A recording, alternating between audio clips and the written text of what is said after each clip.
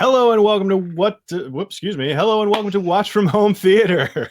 Our way here at IGN and Cinefix to watch movies together, even while we're apart, and screw up the intro as often as possible. Today we are celebrating the 25th anniversary of Bad Boys, Michael Bay's first film. So fire up your Netflix, get the original Michael Bay masterpiece queued up over there, and join us for this watch along. And of course, by us, I mean myself, Clint Gage, and IGN's Max Scoville and Michael Swaim. Guys, how you doing? Hi, Clint. Hey. Thrilled to be here. Happy to be celebrating with you from the safety of my home. Thank you for lowering the expectation bar right from the top. I love that. Right. That's good for me. I wanted to make sure you guys were comfortable just right out of the gate. Mm-hmm. So no pressure whatsoever. No, I feel good about this. You know, this is good. I'm incredibly proud of Bad Boys for surviving for 25 whole years. Sure. Bad Boys, the movie, is now old enough to rent a car. Yep. Which it would probably crash. So, like, you know, happy birthday, Bad Boys. In spectacular fashion, though. Sure. They can rent the car that they're hauling the boat with that's on a chain on the freeway. Swinging into the helicopter, yeah. Uh-huh. Yeah. It's all nice and legit now. So, like I said, we're still working from home here, and I'm, of course, stuck in a corner of my garage, which, as a father of two, is literally the only place on earth that I can call my own at the moment. Where are you guys coming from? Let's go from best to worst. Max, okay. Where are you coming from? Max, I see Boba Fett behind you. I have like something. A sort of a spare room, I guess. It's kind of my little office study dungeon. I got a bunch of like weird stuff on the walls. Yeah, this was sort of a guest room / sometimes office type place, and then suddenly it was like, oh no, this really needs to be an office. And so I proceeded to start decorating it with, action figures and nonsense. And I really did feel like a 16-year-old, which was, I think that's the first time I've stapled a Boba Fett to my wall since I lived with my mother. So. Whereas I moved from LA to San Francisco in the midst of the quarantine with masks and gloves. But as you can imagine, like, assistance was limited. So we had to ditch like 30% of our furniture on the side of the road. And that we responsibly gave it away for free on Craigslist and waited. But point is, I'm in a giant empty room because that's all I have right now. Oh, all my rooms look like that. There's my creepy articulated hands. Uh-huh. Ooh, hey, we got the same crappy lamp. I got one of those too. Look at that. I got one right there. Nice. Actually, my girlfriend uses it to do her amazing nail art. This is some kind of UV thing. I don't know. Oh yeah, my wife has one of those too. That's all that's set up. That's it. It's a good way to get really hazardous fumes just inside your house, and also look at a thing that will give you eye cancer because it's got the UV rays coming out. Oh yeah. It's heavy with fume in here, and I think that will really enhance my viewing experience. So I'm ready to rock. I got my cold bananas that I'm waiting to warm up enough to eat. Sure. We'll be classic Bad Boys. Cold bananas, Bad Boys. What more could you ask for? We'll be sure to check in on get a banana update from you throughout the screening. That's all I have. Check in on Swaim's Nanners throughout the entire runtime of Bad Boys. Yeah, like I said up top, we will be streaming this. We're going to be watching this on Netflix. So you're going to have to go to Netflix and get it queued up. It's there for free. I believe it's also on Apple TV Plus. So whichever place you want to go and watch it, odds are you own the movie as well. So just get it queued up from the beginning. And I'll give you just a couple of seconds to do that, to get it queued up. And in the meantime, I've got other announcement news. We've got we can officially announce we've got Gary Whitta and Chris Weitz joining us next week to watch Rogue One. So that'll be cool. So in terms of setting bars, low bars to clear, we thought we would just get the three of us together to watch Bad Boys this week and get them in next week to watch Rogue One. And for people who are just like finding their way into work from home theater, you had so far we've done The Invisible Man with. Can you go over those? Invisible Man. Yeah. We did The Invisible Man with Lee Winnell the first week, and we watched Night of the Living Dead with Greg Nicotero last week.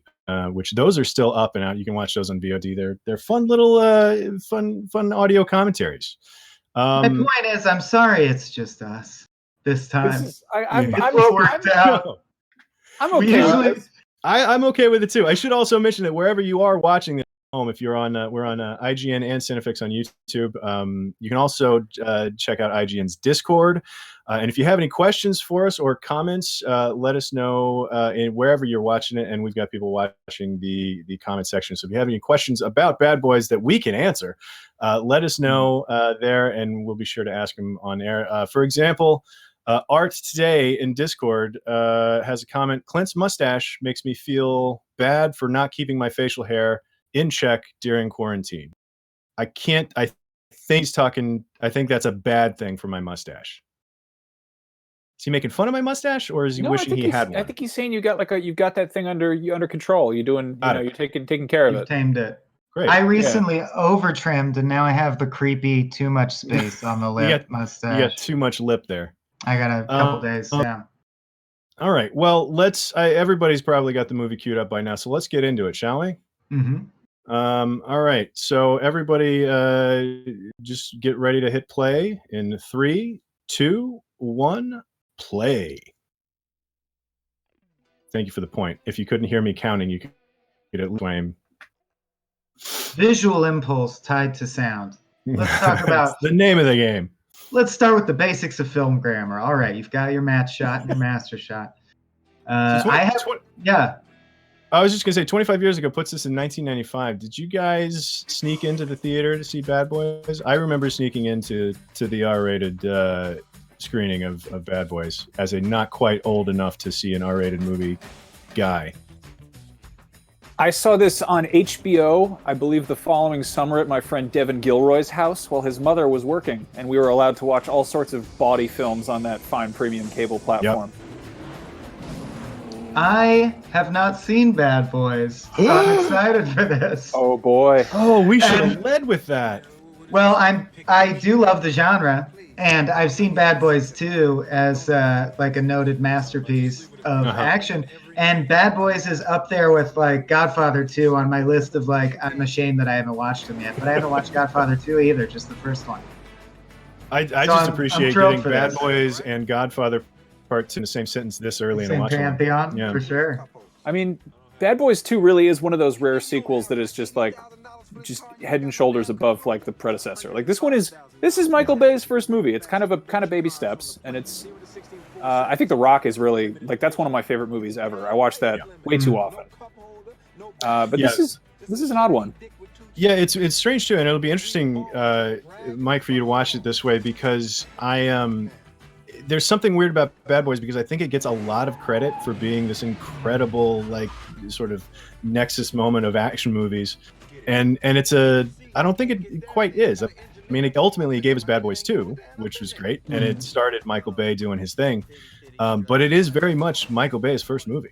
It's an 80s movie they made in the 90s. Yeah. Titty, titty, strutty, strutty. I love lines like that because imagining the guy sitting, typing it. Yeah. No, I'm happy with that. You mentioned that. Apparently, Michael Bay famously said that he called the script a piece of shit. And he was only given $10,000 for rewrites, and so he had Martin Lawrence and Will Smith ad-libbing as much as they possibly could.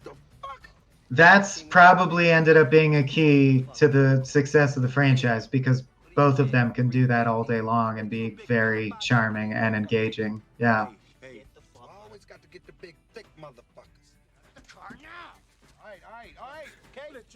I also like to imagine people in loop groups to talk more about inside baseball production thing, but like the group of people, they get together in a room, record like all of the background dialogue and all the lines that are taking place kind of off screen and stuff. Like if somebody in that group came up with titty titty strutty strutty, like that, just as an improv thing, that makes it, I guess, funnier to me. That's true. His mouth, I don't think, was on frame for that. Who knows? Yeah. So the eating junk food thing was started in the very first sequence. It's just nice how Martin Lawrence really committed to, in real life, playing that bit out in the fullness of time as far as he could play it. Right. I mean, you've got Godfather 2. I don't know that I've seen Passenger 57. Isn't it just Die Hard on a plane? Yeah. I mean, it's in that genre of movie that was Die Hard in a blank. I'm surprised. Happened. I'm surprised I haven't seen a ton of Twitter gifs that are just "give me a motherfucking handy wipe." That was Right. perfectly applicable to today's situation. I was looking through the let's get it going. It's not too late. Yeah. I was looking through all the Bad Boys Twitter gifs, and most of them are from Bad Boys 2 because people really love Bad Boys 2. Yeah. Yeah, well, I have a buddy who writes for Collider. You probably know Tom Ryman, Clint, but maybe not. Anyway, they just put together their updated list of best action movies, and in a very controversial move, he flipped the standard like pantheon and put Bad Boys 2, then Die Hard 1, and then other things. Bad Boys 2 is the greatest action movie of all time. That's the greatest action movie of all time. It is the king of the 4-act structure. That fourth act where the superfluous trip to Cuba, it really sets it apart. Just for one more shootout? Yeah, why not? It's like, hey, we won. Wait, nope, he's got my sister, and they went to Cuba. That's actually really spoilers for Bad Boys 2, by the way. I'm sorry. I'm due for a rewatch of that. I haven't seen that in a cool minute, but I want to say it's 3 hours long, but I don't think that's true. What are you guys doing directly after this? We'll just roll straight into Bad Boys 2. It's also on Netflix. So I was reading up on what this movie almost was, and this was Jerry Bruckheimer and Don Simpson, and they basically wanted a do-over with Beverly Hills Cop. They were like, let's do that again. Let's make an action comedy. And originally, I think the script was supposed to be for Dana Carvey and John Lovitz. And wow. Yeah, and Don Simpson took them to Vegas and was like, let's party, boys. Let's get going. And proceeded to scare off Dana Carvey, who just pulled out because he's like, I can't be with this. I'm scared of Don Simpson. Yeah. If you're going to quit a movie, I suppose that's as good a reason as any. Those like movies that almost were stories, because like Beverly Hills Cop was supposed to be Stallone for a little while. And so like thinking about what these movies would have been with those alternate casting is always fascinating. But if you're just joining us, there is a timer, and if you want to catch up, there is a timer on screen. That's where we're at in the movie. That's counting us down. So if you want to go ahead and fast forward to catch up to us, check out that timer. That's handy. That is handy, I thought. A set of incredibly long night vision goggles that gotta hurt your neck something fierce. I do love that I think that exact same shot is in The Rock. Like night vision goggle, like camera coming down. I mean, it's seeing Michael Bay, the origin of some of Michael Bay's favorite shots in this movie is actually really interesting. The only thing it's missing is that helicopter in the setting sun shot, I think, but we'll keep an eye on it. I'm pretty sure they don't have one in here. We had the helicopter left to right with a mirrored building behind it, which honestly took me back to Spec Ops: The Lines opening, but that's very Bay-ish. I'm a big Pain and Gain fan. I feel like he's refined what he does at that point. That was a weird one because I remember he made that movie to blow off steam between Transformers movies. Sure. Like he hyped that up. He's like, I need to make a smaller film, which is like that. The fact that a bodybuilding crime movie is Michael Bay's idea of a small film is that's such a Michael Bayism right there. Yeah. So this heist scene. So now we're watching the crew, the bad guy crew here, break into the police station, and this is one of those amazing 90s heists that, like, structurally there's no way this is a building that exists, right? Like with all of these tubes. And well, I also enjoy that our introductory shot of the security guard is literally him waking up from dead sleep. We're not in good hands here. That trope of the old security guard. This is also super reminiscent of the other thing that Michael Bay was famous for in the 90s, which was that Aaron Burr Got Milk commercial. That really launched his career, at least as far as his industry connections, right? I mean, that was like a big deal in his life, is my understanding. Yeah, this really is just like the beginning of The Rock. Meatloaf music video. That was it Paradise by the Dashboard Light? He did Bad Out of Hell. I would do anything for I think he did a handful of Bad Out of Hell pieces, but this cart, this little like fun little speed cart, that goes through the ducts is incredible. Did they drill a install that? The thieves, or does this building have that? No, that's like some sort of tunnel that's in the building. That's like a ventilation duct or something. All right. It's much like the mine carts that he inserted into Alcatraz for some reason. Well, that was for laundry though. But man, Sure. look at how cool it would be to ride this thing. Yeah. Like duck your head left and right for the. Do you ever play Sewer Shark for the Sega CD? You know what I'm talking about? I do not. Great. You're already getting the bay, like it's either blue or it's Los Angeles sunset amber all the time, almost exclusively, which Right. there's been a lot of articles written about. It's kind of passing now, but had its heyday in this era. And I think Bay is one of the big directors to really popularize it. Like, look how good these two colors look against each other. Every movie poster should be this for at least 11 years. Nothing but orange and blue. Yeah. It's kind of an exaggerated thing that like Tony Scott was doing. Yeah. There's That's a lot true. of similarities there. Yeah, even Blade Runner plays with that palette of Yeah. the OG, I mean. Oh boy. So this the whole one running theme is this Martin Lawrence in here, and the whole thing is he's Yes. married, whereas Mhm. Mike Lowry, Will Smith's character, is a sexy bachelor who does all sorts of kissing and things. Mm-hmm. And things. And things, etc. But that's the deal, right? He's the married one, and he never gets to have sex. And then Will Smith, Mike Lowry, he's the playboy. Mhm. Just put them together, and that's comedy. Yeah, it's like Lethal Weapon, but That's what it is. If they were both funny instead of one of them was Mel Gibson, you know? Right. That is the interesting thing too about because Lethal Weapon gets a lot of credit for being a buddy cop comedy, and it wasn't a comedy until the second one. Like the first Lethal Weapon Right. had a couple of fun moments in it, but it wasn't until Lethal Weapon 2 that they're like, oh, you know what, this is just straight up a comedy. Because the first one was about a suicidal cop, which is, not Right. at least this one is like, especially when it starts to be a farce here in a second, but just the good old reliable action comedy. This might be the best formula for it. Even Die Hard, it has moments where you're like, triumph, kick ass, but it's amusing in the funny moments, or like Riley, like, haha, that guy did deserve to get shot in that way. This has jokes and recurring bits. It's unique in a way. I mean, Rush Hour certainly, or Shanghai Noon, but I think you're right that there's not full overlap between this and other movies of this era, the way you would just assume they would all sort of blend together. They don't really.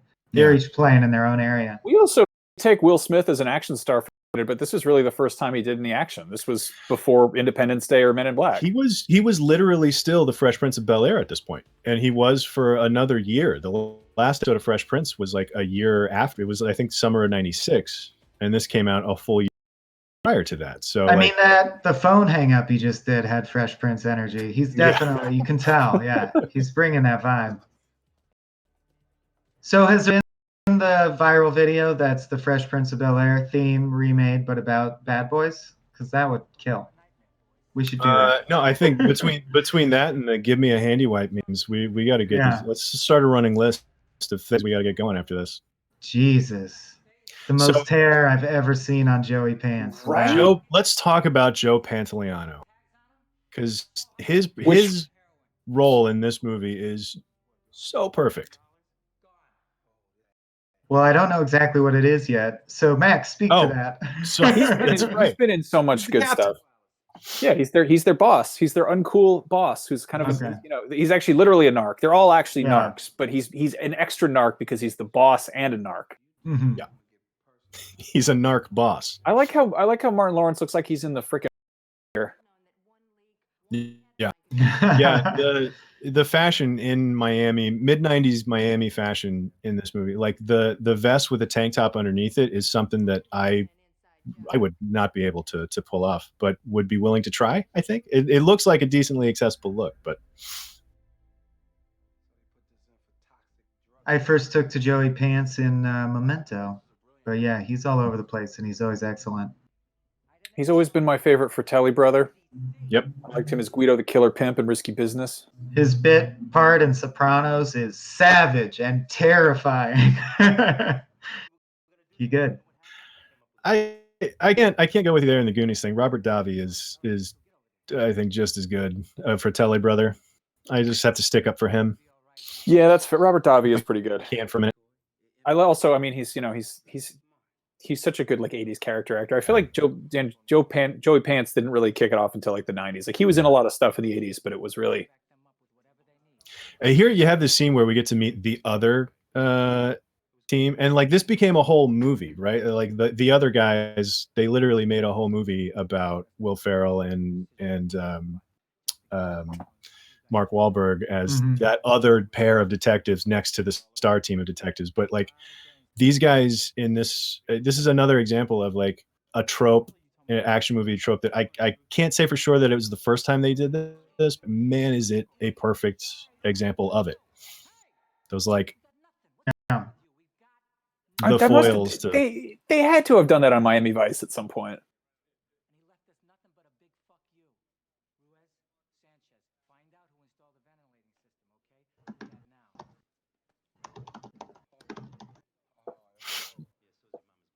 In Bad Boys 2, aren't the other guys? Isn't it like Henry Rollins and somebody, or is Henry Rollins their boss? I can't even remember. He's in that, right? Yeah, Henry Rollins is in it. He's for sure in it. I think he's one of those like SWAT guys that's just like, hey, we'll help at the end. I don't think that the running foil sets of detectives, but I think he's in the SWAT team that invades Cuba at the end for sure. Seems like something Rollins would do. Yeah. Okay, wait. Here we get another Sopranos. That's what I was gonna. Okay, it's Chris. Yeah, that's right. It's Michael and Yeah. Okay, I was just about to ask. I know him. What from? Sure. Uniroyal ties. That's got to mean something. Uniroyal tires. If I know anything about Michael Bay, it's these subtle, meticulous clues that build to a cohesive message. This is just like I can wait for the Room 247 style documentary about Bad Boys. What's one he of these telling days. You know, Bad Boys 2 was Megan Fox's first movie. Was it? Yeah, she's an extra in one of the nightclub scenes. I just want to talk about Bad Boys 2 while they're sort of setting up Bad Boys when it's going. But she's in one of the nightclub scenes, and she was 15 when they filmed that, and she's just like, random background girl in a bikini. And because she was 15, it was filmed in a nightclub. They couldn't have her standing at the bar because of drinking laws or whatever. And so Michael Bay's solution was, let's put her under the waterfall. Yeah, that's Michael Bay. Yeah. That sure is Michael Bay. It works for the Quiet Place aliens. It will work for Megan Fox. Uh-huh. I actually just recently organically discovered, spotted and froze and went back. One of Michael Shannon's very first roles is a tiny, tiny part in Groundhog Day. You ever notice Michael Shannon in Groundhog's Day? No. He's in the diner. I need to. When Bill Murray's like, this couple knows this about each other and they're going to get married, and they get married. The dude is Michael Shannon. It's one of them is Michael Changes Shannon. Everything. Yeah. Nice. That's worth rewatching Groundhog Day for. I could get into that. I do really like the workout clothes that were on display there in that scene. So the secretary here, hold on. So go for it. Yeah, she's in one of the first scenes in Romance, which was another Bruckheimer movie. Yeah, that was a Tony Scott one. Yeah. Actually, the guy that cut this movie, Christian Wagner, is the editor on this film. He did a bunch of Tony Scott movies. He did True Romance, actually, and The Fan, and he went on to he actually did Face Off also. So this is a busy editor in so many ways on account of all the cuts. That's true. Yeah, it's sort of edited in the music video style. Yeah. Well, and you gotta really catch them. But in the action sequences, there are just like those quick pans that are cut in for 9 frames that aren't connected to anything. It's just like they move the camera real fast, and then I mean, it's literally 8 frames of like dizziness is all it is. Yeah, and yet there's still a difference between the deployment of something like that, where I feel like Michael Bay in a fight sequence does come from the classical school where you can follow the geography of the space. Yeah. And I like that. I like that he pushed it to the edge. What bothers me is when you get to like Bourne Supremacy and every shot is so handheld, I literally don't have a clear understanding of what, Right. if they were action figures, I don't know what they're doing. It's just a bunch of who's standing where. Yeah. I will. There is something about like, you know, Bayhem, right? Like Michael Bay's style. I think he gets a kind of fairly bad rap. It's sort of changing there for a while. During the Transformers run, I think he was getting a lot of heat for it. But like looking back on his earlier stuff, like there are a lot of people that did Michael Bay impressions and did them poorly, and so like there's some actual genius, honestly, with Michael Bay. Like he does real specific stuff really well, and he knows what he's doing and why. So I think you dunk on or feel like you can look down on something that is easy to identify as style over substance. And I do think it's true that like Michael Bay's directorial choices are more about vibe and style, but so is Guy Ritchie and Wes Anderson in many regards. So it's like style is a thing. It's you can be very stylish. Yeah. Stanley Kubrick, like you know, he was for sure. It's movies. Boy. So here we are. They're finding the first dead body of the movie here. This is gluttony, right? This is right. So they tracked I believe it's a CPA, or an architect that sold the plans. It's the first clue. I do love the formula of like every line leads to like they're one step behind for the first half of the movie, and they just show up and find dead bodies. That's like most of the actual action if you broke it down. Well, it's great because Martin Lawrence is just like he's grossed out by him and he's very scared, and that's just which is just weird because it's like you're a cop, you know, like haven't you been doing this? Yeah. And there are a couple of great sort of legitimately great character building moments early in the movie. Like we've got, you know, Will Smith coming into Martin Lawrence's home and being around the family and that dynamic, and then you've got Martin Lawrence tagging along to the gym and, you know, goofing off while Will Smith is doing the work, and then Martin Lawrence can't keep from throwing up when he sees a dead body. So that's all you need to know. We can move on now. And then here's this conversation about how rich Mike Lowry is. This would have been so fun to have worked out, like, because you know this day was literally them just being towed on a picture truck, going back and forth, improvising funny shit all day long, just chatting so entertainingly. I would have loved to have been.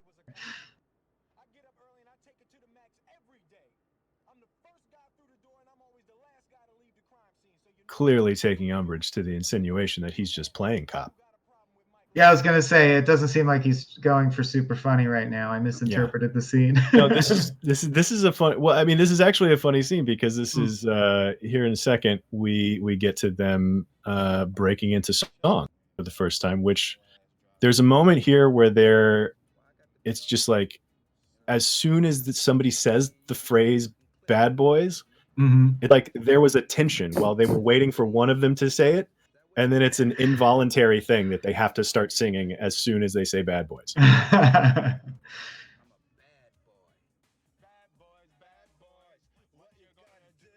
Yep, there it goes. It's just like, what you gonna do when they come for you? There's that buildup of like, one of us has to say it, right? Is one of us going to say it? When is the conversation going to organically get to the point where I get to say "bad boys"? And then they start singing and everything's fine and we're off to the next scene. You can feel that they knew that was the mechanism by which to wipe the improv scene. They agreed upon before then. When it's wrapping up, you say "bad boys," and then we sing and we're out. Yeah. So if we can go to there's a question on Cinefix's YouTube page from Alex Nowakis. Sorry if I butchered that. Hi, Alex. Is this Michael Bay's best film? No. Now, Swam, you're kind of a third of the way into it, so yeah. Is this Michael Bay's best first third of a movie? No. I'm making sure I don't have a big blind spot. I really like Pain and Gain, but I would say Bad Boys is more important to the medium. The Rock The Rock The is the Rock correct is answer. tough. Yeah, I would have to go The Rock. Yeah. I'm with you guys on The Rock. I definitely don't think it's his best movie. I would say Bad Boys 2 has surpassed it. Also, in terms of how like its place in the canon of action movies is sort of more significant. But because Michael Bay was still feeling out what it means to be Michael Bay in this movie. Like Right. The Rock, I think, is perfect Michael Bay. Mm-hmm. Because But it was also he also he is Jerry Bruckheimer kind of telling him to pump the brakes a little bit. I think that's a lot like who the producer is plays it goes a long way with these. Like the first Transformers, I maintain, is like a really fun movie, and rewatching it, especially after sort of knowing what Michael Bay's sort of tendencies are with the later Transformers movies, you can see Spielberg's fingerprints all over it because he was EP on that. Yeah, notes are not a bad thing. Like Bay is a prolific producer, and I think you'll notice a lot of movies he produces on have some Bayhem to them. So it's like clearly he sort of brought that bag of tricks. Speaking of which, Max, I know you saw Clint. I assume you saw. Or like it's interesting to me, having just seen Uncut Gems recently, how people keep inventing different ways to ratchet tension, and I think Bay has a bunch of great ones. And I found myself thinking about that during some Uncut Gems scenes where they did a thing where they layer so many minor plot arcs simultaneously that it becomes very stressful. Like 19 things are happening that someone calls, and you're like doing that and that and that. And I think that it's sort of in the same like lineage. I found myself thinking of the feeling I get in some Bay movies, watching some parts of Uncut Gems. In every other regard, very different world. But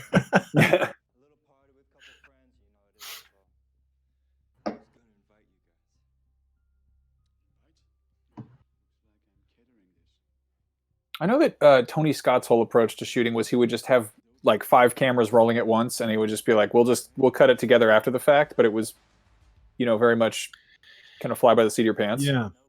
And I think that's one of the reasons Last Boy Scout fell apart. I think there was something about how that was just it was just all over the place.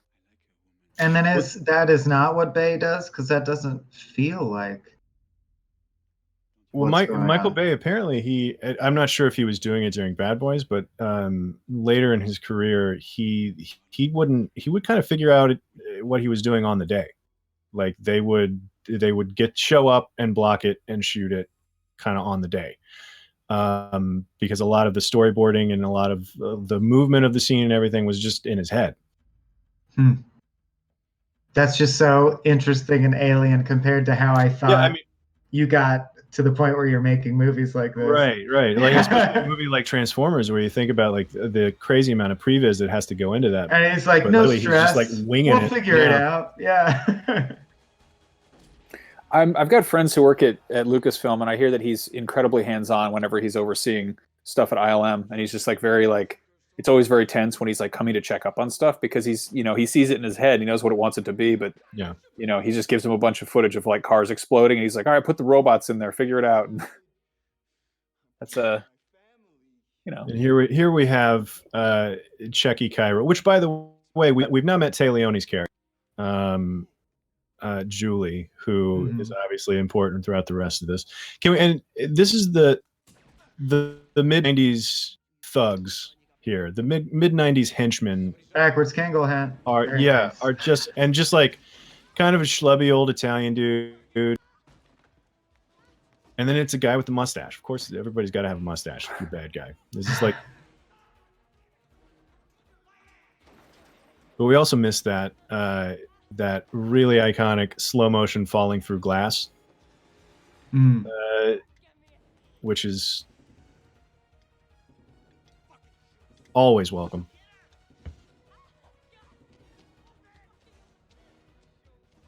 Even this chasing across the rooftop, it's so like it's cut with, there's handheld stuff like handheld close-ups of the feet, and then there's slow-mo stuff like people's slow-moing up and over the crest of the rooftop, and then there's the vertigo shots, and it's just appreciating like a slow dolly up to where she kind of stops like a movement with the tilts and everything.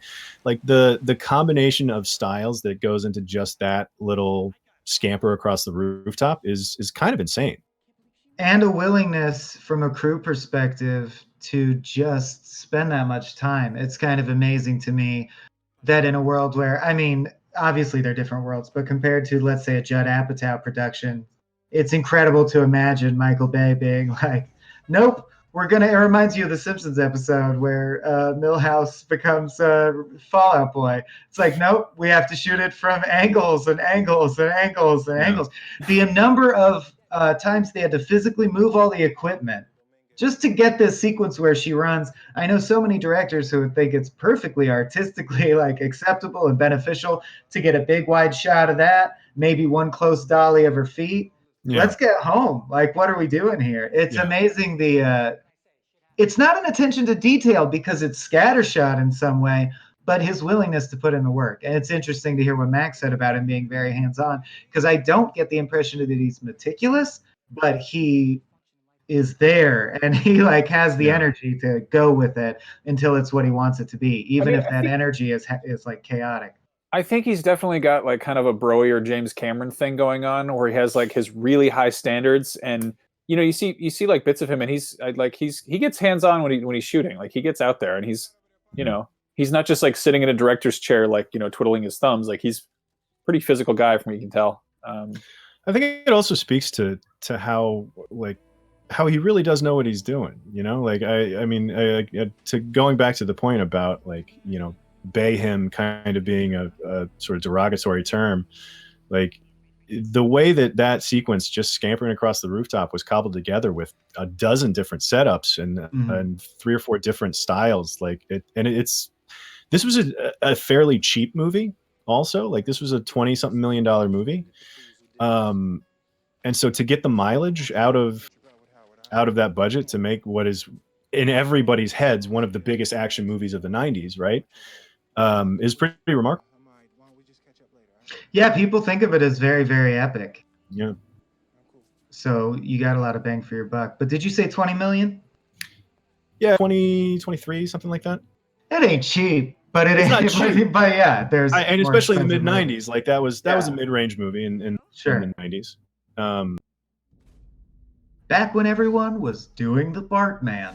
1995. Oh, that's right. I did the Bartman. I was sneaking into the theater for this. Yeah, he's starting 2 telephones at the same time. Yep. What a hectic job he must have. How difficult it is for him to juggle family and work lives. This is what I would look like if I were doing this show from inside instead of in my garage. This would be like.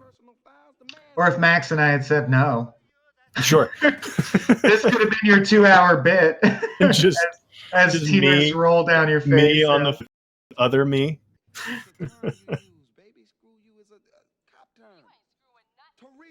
I do love establishing that Marcus has his foot in his mouth all the time is a lot of fun too. Because there's a weird fine line with characters like that just can't like, and he does it, Martin Lawrence does this throughout the entire all 3 films. Like he can't just be honest to start with. Like he's always like trying to like the step 1 is like make up a story that's going to cover my ass for this.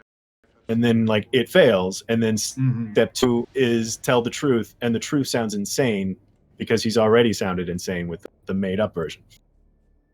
It's a fine line to walk, being like a frustrating person to be around and also just really funny.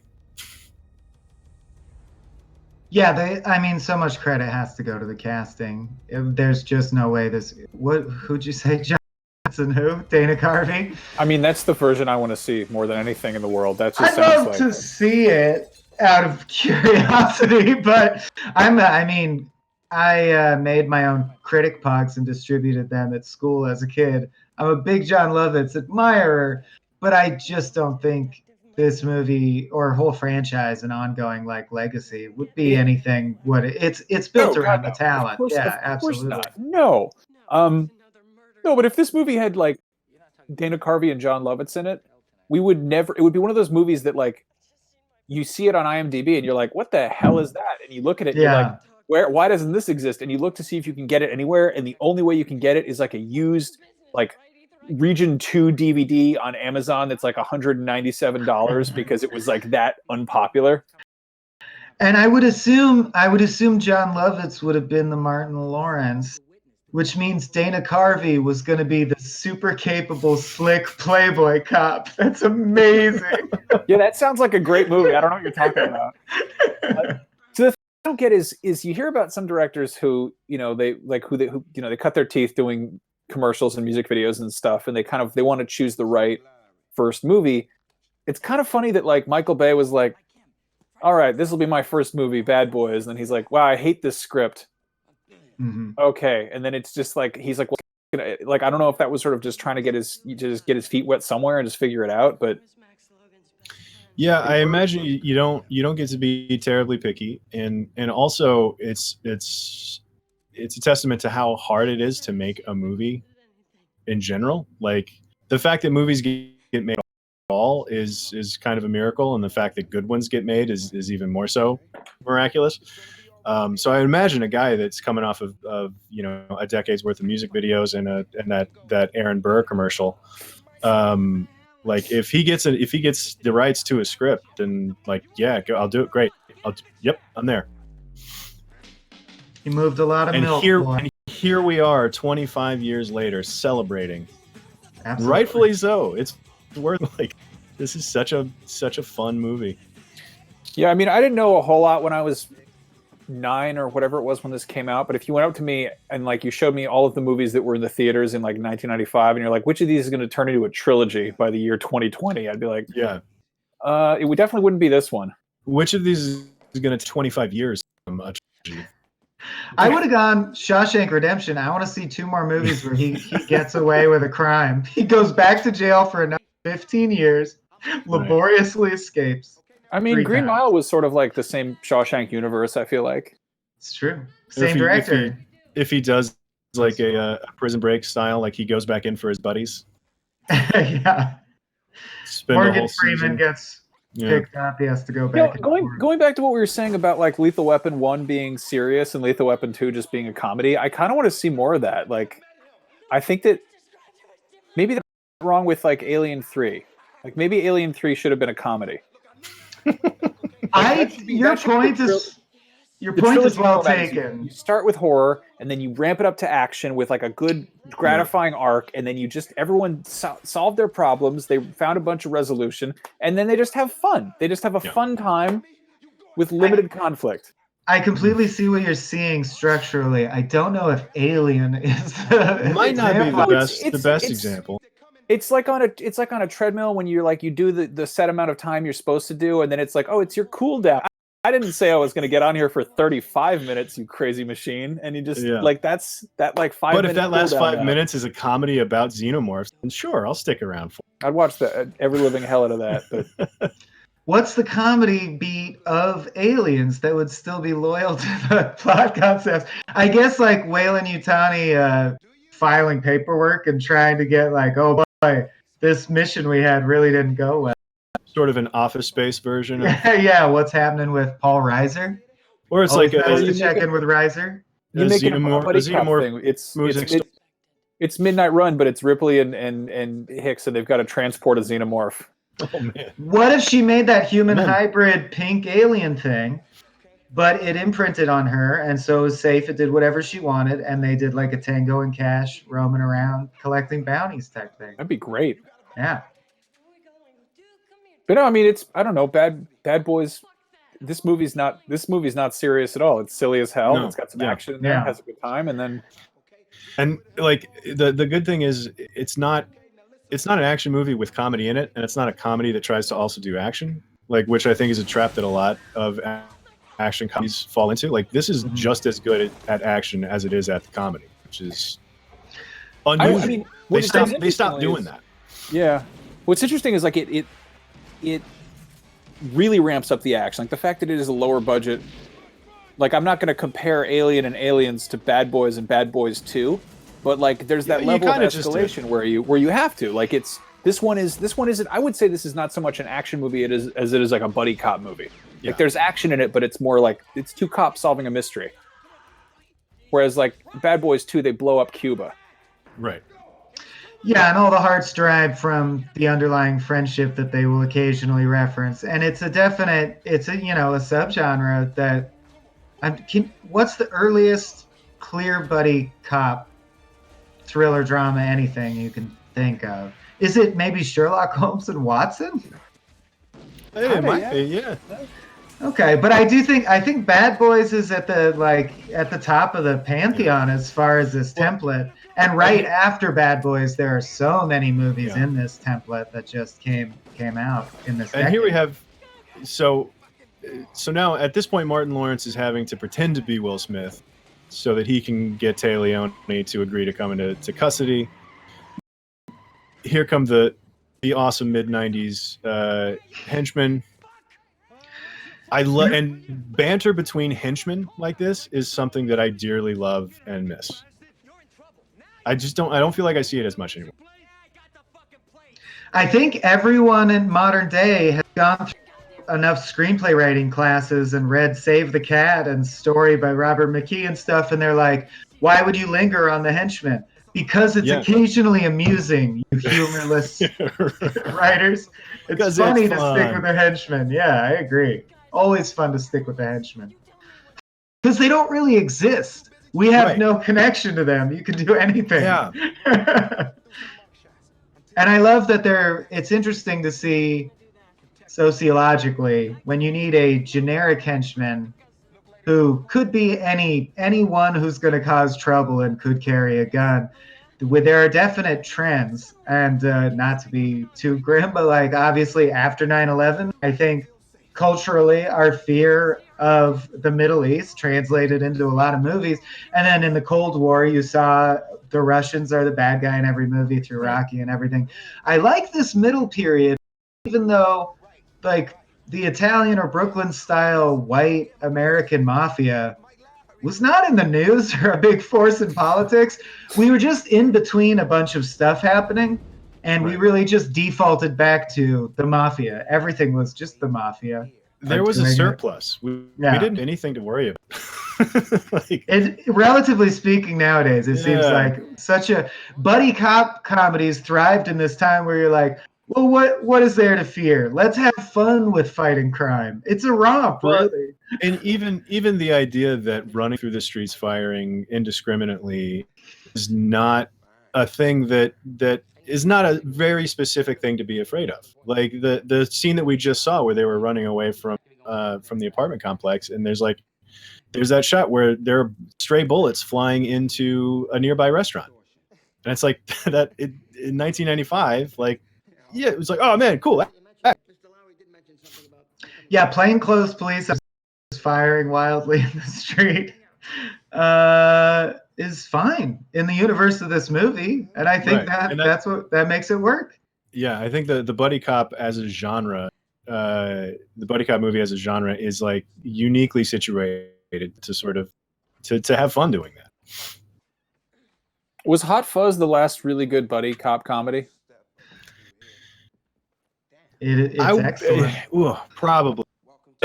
And that one's got a separate classification too, because that's kind of a parody. But well, that's sort of, it's a parody, but they also clearly love the medium so much that they just lean into it and make it one. Like that's kind of what made, I think, 90s this applies to really anything. Is the second you satirize it and lampoon it enough, it stops being a thing that anyone can take seriously, and so it goes away.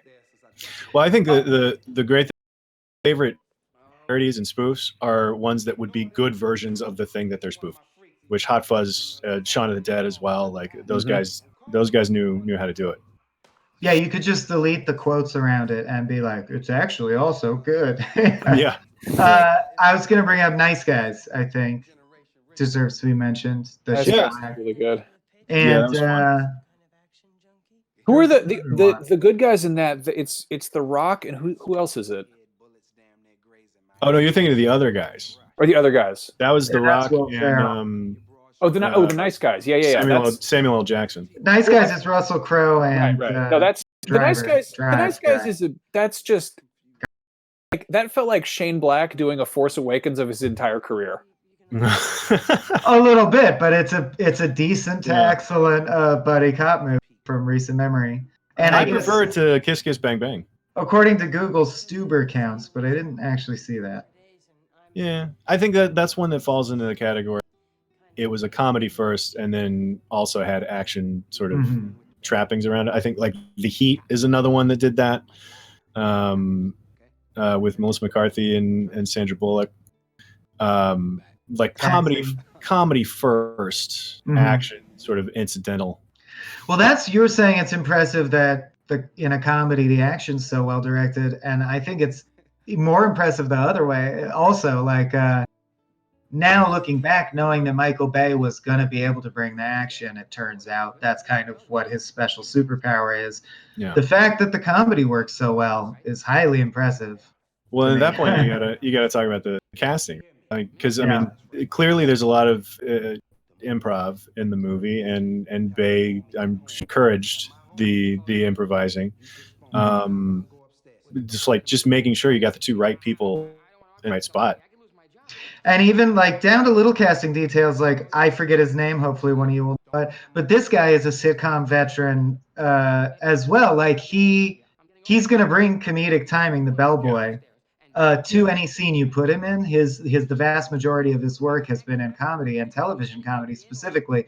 So it's like stocking the pond of the scenes you want to be comedic with people that are going to bring that energy. Yeah, it's really well planned. I need to rewatch the Transformers movies as comedies, because there's so much funny stuff in there, but it's like I'm always sort of watching it as like a Transformers nerd, and I'm like, Grimlock would never do that. Yeah. It's definitely similar. I mean, Shia LaBeouf has some that sort of manic, nonstop kind of energy. That I mean, there's the second one has a whole scene where his like mom eats a pot brownie by accident. Like there's just all these slapstick like really stupid moments. Like Optimus Prime hiding from his mom and stuff. Yeah, like that's very silly. Like, and I don't know, Turturro's in it. It's like he's a riot. I came into it as an Even Stevens fan, so I was very unsatisfied, frankly. I was mostly lost. And here we have Marcus coming back and getting in trouble.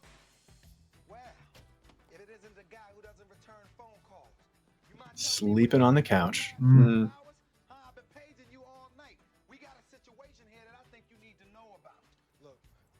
Does Will Smith, does Mike Lowry have to deal with any fallout from this at all? Or is that, what is it, like the Tia Leone like finds him attractive but thinks that he's married, so she doesn't bother?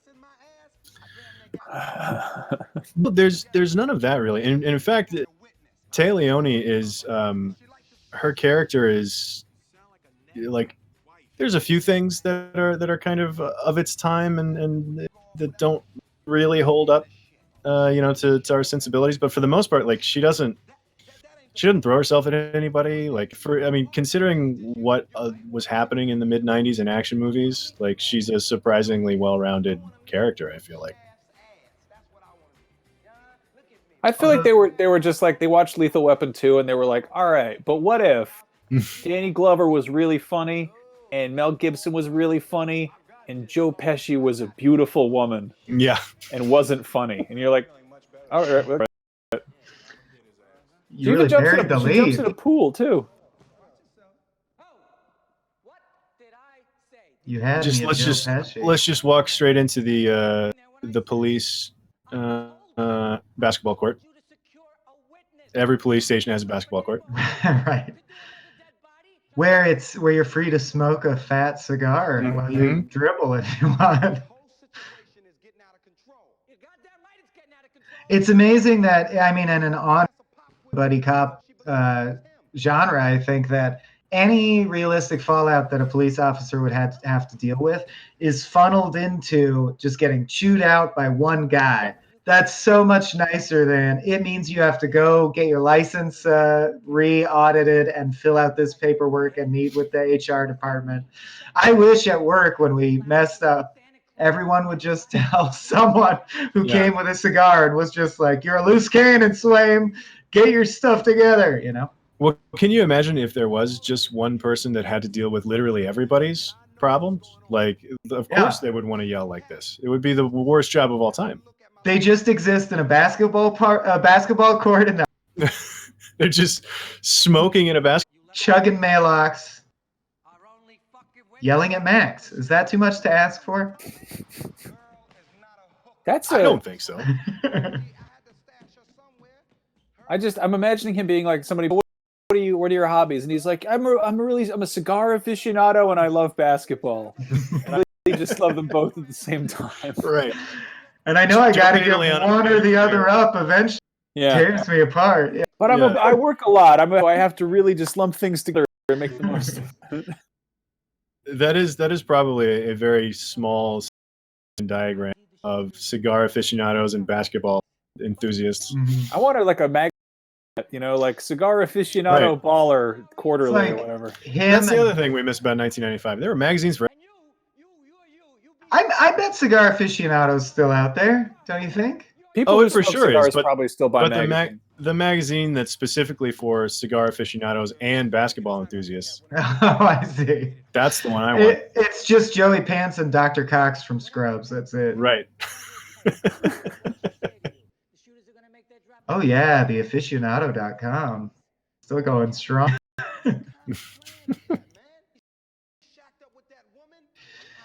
It's structured 4 days. very, There's your ticket. It's structured very much like an open world quest game where you just return to Joey Pants and he goes, "Look, you're detectives. Go here, shoot these guys." And they're like, "Copy that." Go back. He's got more and more basketballs scattered all over the court. I think they put them in there. That's some just set design to really support the narrative. Like, what kind of a court is this? This is a basketball. You can see basketballs everywhere. Well, he only shoots a basketball once and then gets rid. So that's what all those spare basketballs are for. I like that. So many references to the Like Mike commercials. Sure. I did. So I was reading up on this. They make a joke about Michael Jordan retiring, and I think that happened between that scene being shot and the movie actually coming out. So it was like, he quit baseball by the time between filming that scene and releasing the movie, or retired from basketball. Yeah, I think because then it was Space Jam the same year. So you're saying they had to reshoot the scene, or that it was only relevant for a brief window of time? It was like, I think it was just he missed 2 seasons of basketball. I remember that because those were the only 2 championships that my Houston Rockets were the 2 seasons that Michael Jordan was trying to play baseball. Trying. He played baseball. Which was he in played it better than you. Sure. Trying to play baseball professionally. Right.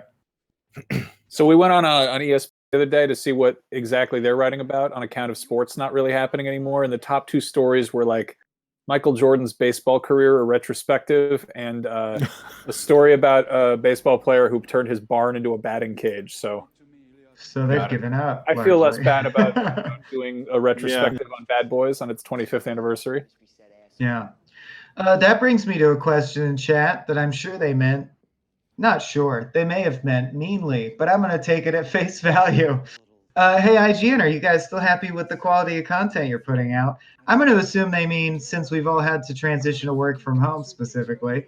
And I wanted to take it as an excuse to say that actually it's been very difficult, especially because we're more reliant on our diverse internet situations than ever before. But I'm pretty proud of how everyone's kept things rolling. And over, at least on the SF video side, we have 2 to 5 new shows that we plan to launch, even though we're in. So I think everyone's really hustling, and I'm pretty proud of the team. If that answers your question. Yeah. No, I got to resurrect Up at Noon live. We're doing that now. It's not at noon; it's at 5 now, which is like it's the dumbest name for a show ever. Like I'm incredibly happy with that. Up at Noon at 5. Of course. Tune in for Up at Noon. It's at 5 p.m. Pacific time. It's noon o'clock somewhere. It's in Fiji. We looked it up. It's the number 1 daytime comedy variety show made in California. For Fiji. For the Fijian audience. Yeah.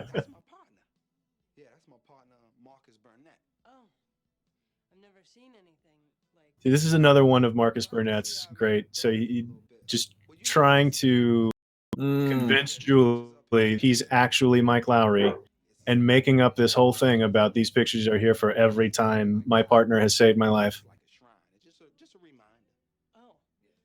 I hope they had 3 or 4 cameras rolling because, like, I don't know how the weird tangents that they go on with these improvs have to be hard to keep.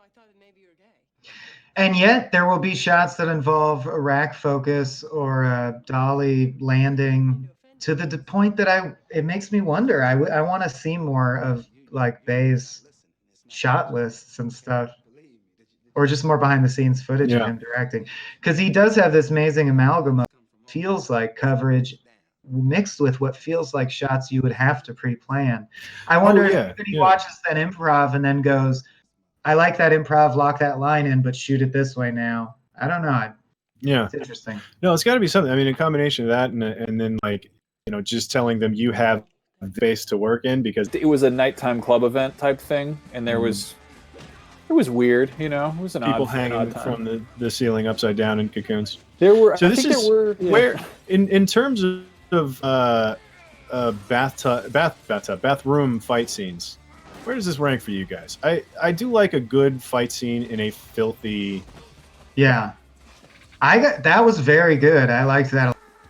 2 ones that come to mind immediately. The one in Upgrade was super good recently, and the one at World's End, since we mentioned Hot Fuzz, where you see their blue blood for the first time, the mannequin people. So what breaks this for me is that this like cool ass nightclub with, I mean, it's way too staged. Like if you're gonna have a grimy bar bathroom, the mirror will have already been broken. Oh.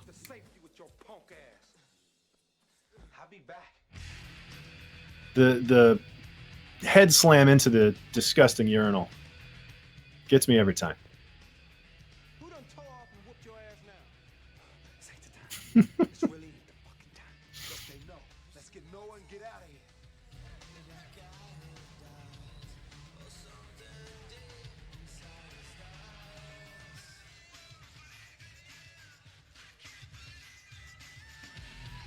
So the other cool thing about that vantage point that the entire drug stealing gang is in is that you can pick out people individually in the crowd super easy because they're 2 for 2.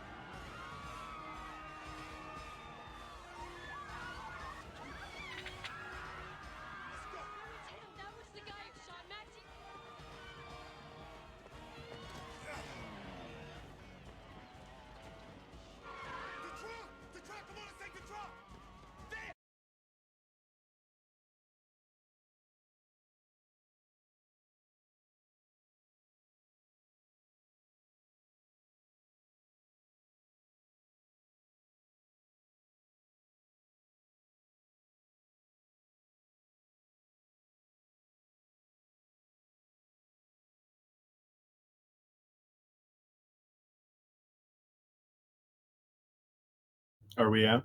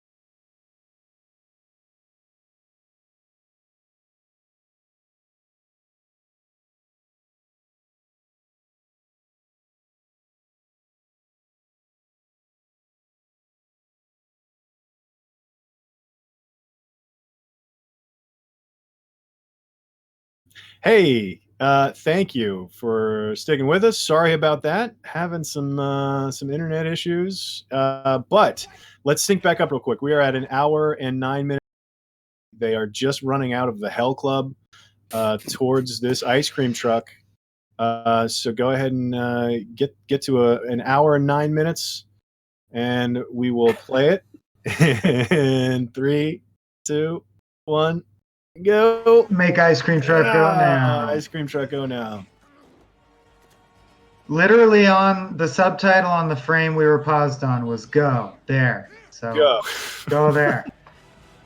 Also, the lighting and the setting remind me of Collateral, which had a great club scene. I can't remember if he ends up in the bathroom at any point, but good shootout in a club. I mean, any good club scene also has a good bathroom fight scene. Generally, I think mainly because of the sound design. You get to make all the sounds all tinny and echoey in the bathroom. Yeah. And I will say, for a cop who is as capable as Mike Lowry has proven himself to be throughout this entire time, for him to choose this truck to get away in is baffling.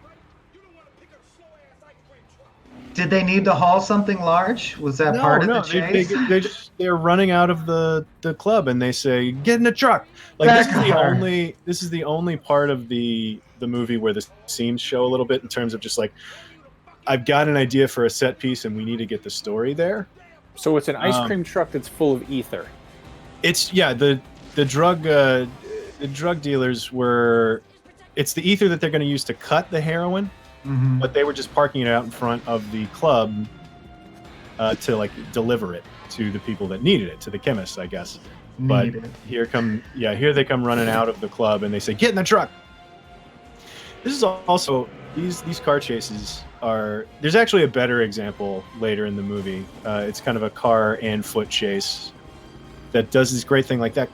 There's out of the 18-wheeler just like casually driving that they cut in with the rest of the car chase that sets up like the next obstacle that's coming up. There's actually a really cool Michael Bay kind of hallmark. He did it in The Rock in a really cool way too. So the ether is suspended in like nets. Mm-hmm. That's not necessary, is it? Like ether's, I didn't know that's nitroglycerin that you need to keep like suspended carefully, right? Swollen nets of ether. Did they just this is Miami and they were like, we got a lot of hammocks, we could put ether in it, I guess. Like, yeah. How do you want your ether? Just on the ground or in a hammock?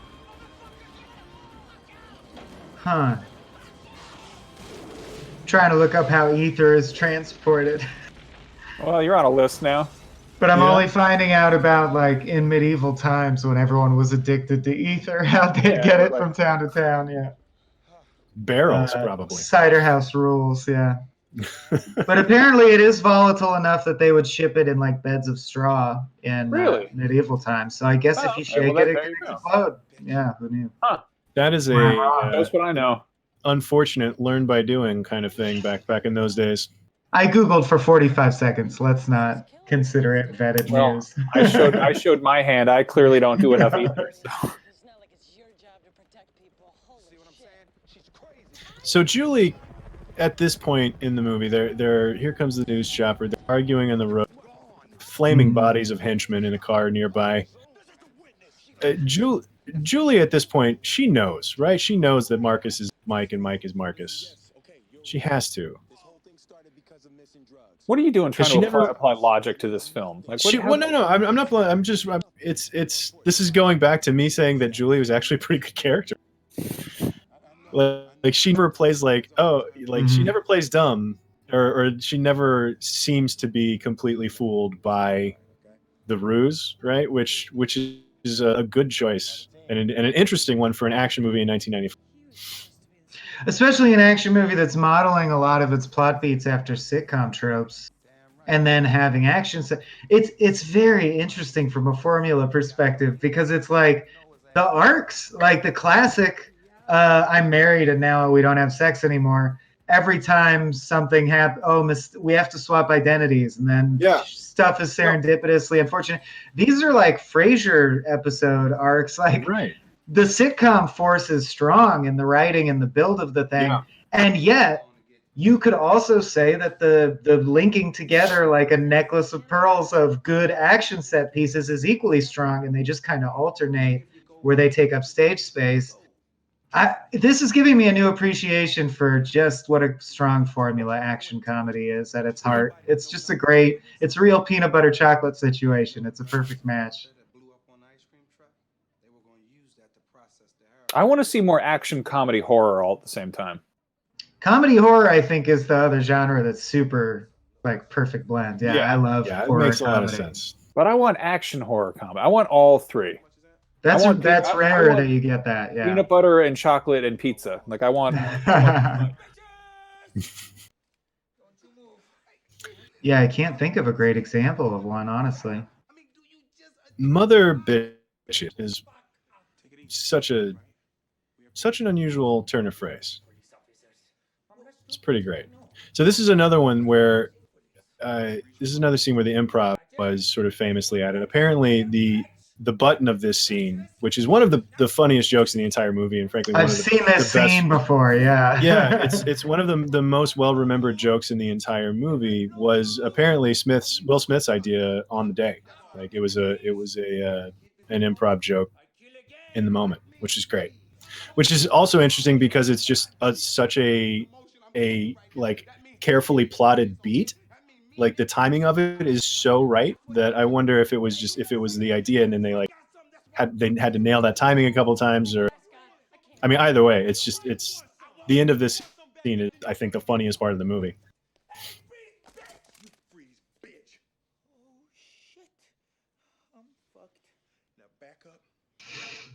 swears.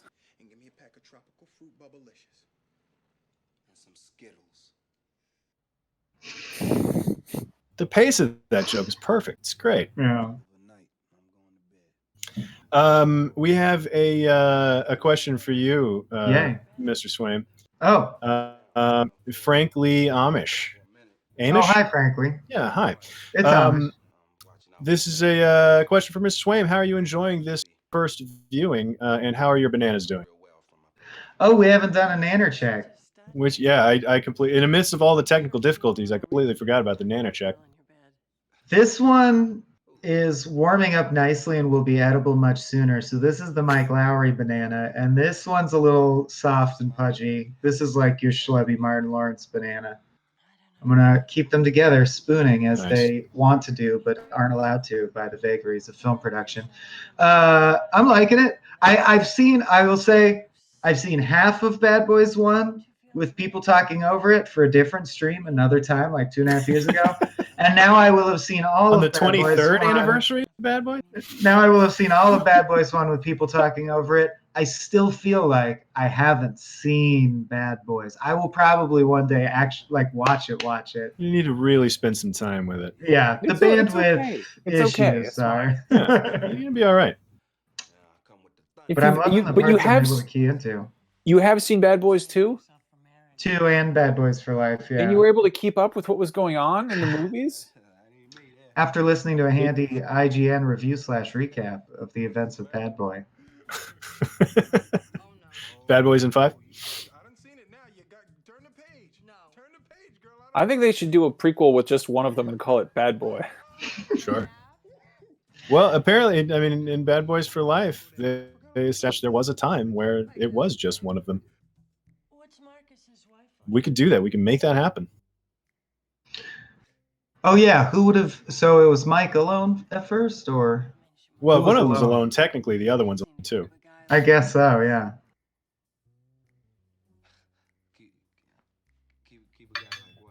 I do. This is kind of a fun little subversion of the gotta have sex right after an action sequence thing. Where it's kind of like chatting about it.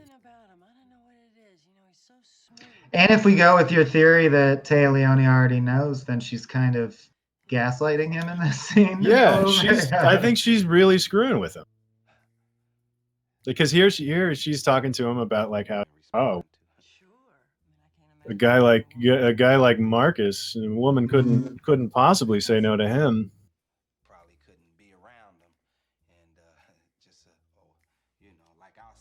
Which is one of the things that I like about Taya Leone's character here. She's like really actively screwing with these guys. Yeah.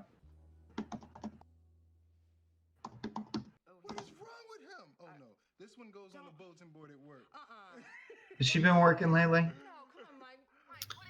I feel like, Working. yeah, wasn't she like she had like a CBS show or something for a while? Oh, her last full name is also Pantaleone. I didn't know that. What? Leone is short for Pantaleone. Shut up. Her birth name is Elizabeth Taya Pantaleone. We got double pants. Double pants. Oh yeah, Tower Heist. That was 2011. You're serious? Though. Oh, Madam Secretary. Yeah, Madam that's what Secretary, she's been that's up to. That's right. That's right. You guys remember The Naked Truth? That was Yes, a sitcom that I was do on remember right that. about this time in the mid '90s, where she was a tabloid photographer. Mm-hmm. I think she was like a fallen on hard times proper photographer that then I have to work for a tabloid, and Yeah. hilarity and soul searching ensues. Watch that. Two guys, a girl in a pizza parlor, and Just Shoot Me. That was a good time. Good time for sitcom. That's a good Thursday night. Yeah. And here again, I mean, Swam, to your point about like the sitcom type trapping, like setups of this movie. Like, here's a guy trying to sneak into his own house because he thinks his best friend, like, he just overheard something out of context that sounded like sex, and so now he's got to break into his own home. Oh yeah, the actual plot, things that propel the plot, are like Three's Company scenarios. Yeah, mostly. Yeah. That really is perfect to just have, but also there's bad guys, because there's never really bad guys in sitcoms, but to have like guys who want to straight up kill the person who's like undergoing this just boilerplate screwball scenario. I'm dating two sisters at the same time tonight, and they're gonna kill me also. And and I've got this job interview at the same restaurant, and I'm Mrs. Doubtfire. Like, I don't know how this is gonna work. Barry, the HBO show, balances those elements super well in a similar way. Like the sitcom side and the action.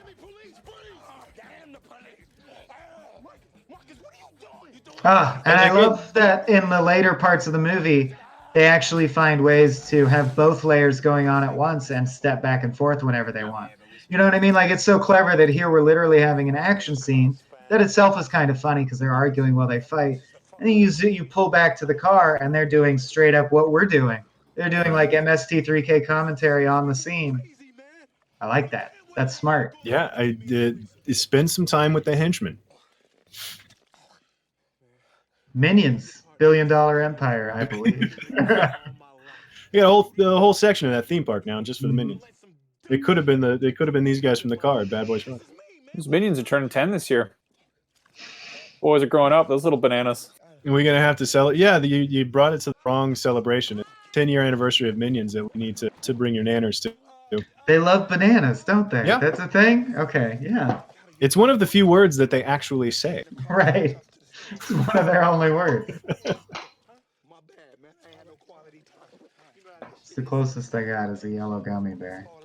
Nice. That's the closest to a minion? Is that right? That's what a minion, yeah. A nude minion that's fresh out of the bath looks like. Exactly.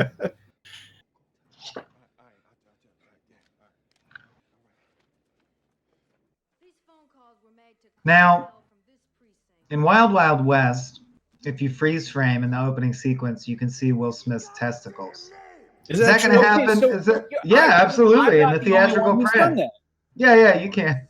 Is that going to happen here? I don't think so. Because I'll let that go now. That think so. disappointment. All right. Frankly, like, I don't want to test it by freeze framing this if we don't have to. Sure. We already tried that once. There's a single frame, and later on there's a chase, and everyone's fully clothed, but just there's a single frame of Will Smith testicles they just insert randomly. It's really like it's an Fight odd Club. Choice. Yeah, Fight exactly. Club, total ripoff of Bad Boys. Here's another thing about cast. The scene between Marg Helgenberger and Joe Pantoliano is perfect because these two character actors have the best shorthand for their roles. Like, looking at Joe Pantoliano as Stuffy Captain, and Marg Helgenberger as the internal affairs, like, I'm gonna bust your ass lady. Like, you don't need dialogue to present that. Like, the casting of those two people is just so spot on.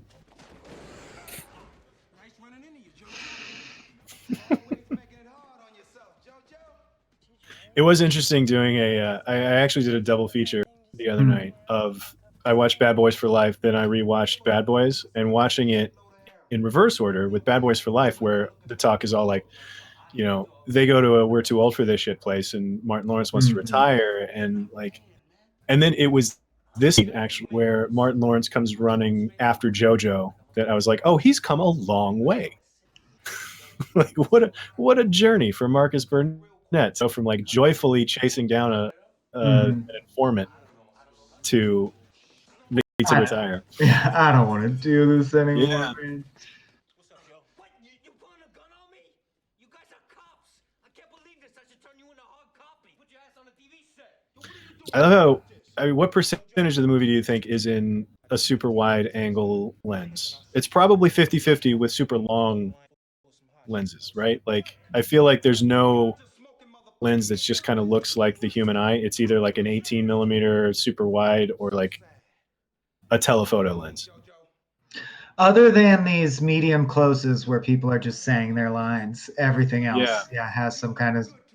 Yeah, we talked about moving the setup, but I think people who haven't been on film sets underestimate how laborious it is to change the lenses out on all the cameras as well. Michael Bay's not afraid to like hang out on set for a long time. I bet.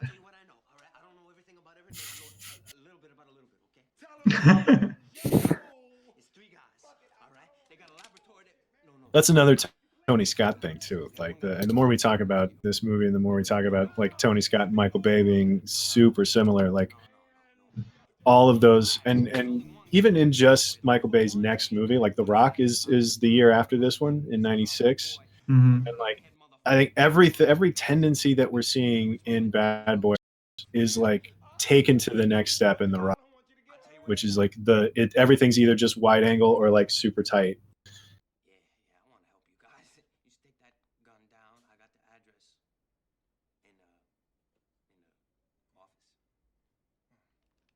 Someone in chat claims that Pedro Pascal is on chat, but I don't believe that. Oh, is that somebody saying I look like Pedro Pascal again? Oh, that's it. Oh, I didn't see it, but now I get it. Yeah, okay. I get that in comments a lot. It was like Pedro Pascal's on stream. I was like, really? I wish. He'd be fun to do a commentary with. Oh yeah, Prospect with Pascal jabbering. That would be great. Sorry, it's not up to your usual high standards. Is he always like this on a stakeout? What is it? Too much caffeine? Sex? True Lies has a similar ratio of comedy to action. And True Lies was made and also structured in a way where the comedy stuff is, like, the actual plot of the movie, like terrorists stealing a nuclear warhead, is secondary to a lot of the comedy setups. And like, even the heart, remember like whatever the issue the people are having amongst themselves is top of mind. Yeah. The whole middle section of True Lies is, which is one of the greatest action comedies of the '90s, I would say. The whole middle section is Arnold Schwarzenegger following around Bill Paxton, like it's trying to catch a used car salesman. Fun movie. God, I love that movie. Remember Club Hell? No, slipped my mind. Nope.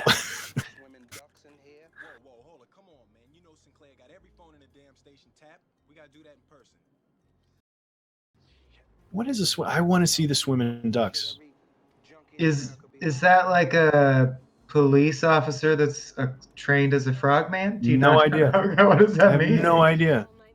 I want the police to send ducks. In my head, it's like people in those like floating swan paddle boats that you can get just like on a fun afternoon. But with like a SWAT chain team gun on the front. Yeah. Does he mean like sitting ducks, but swimming? No, he was requesting swimming ducks, which I He's assume is some requesting sort of backup. SWAT team kind of Oh, lingo Huh. for something.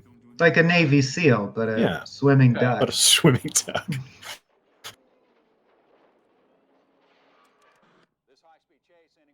So can anyone identify what they're watching? Too The late. news.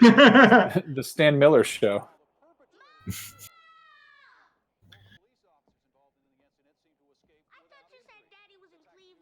Uh-oh. It is kind of nice. I do appreciate a good payoff, like a throwaway shot of a house Mhm. that means something else at the end of an action sequence comes back to actually mean something.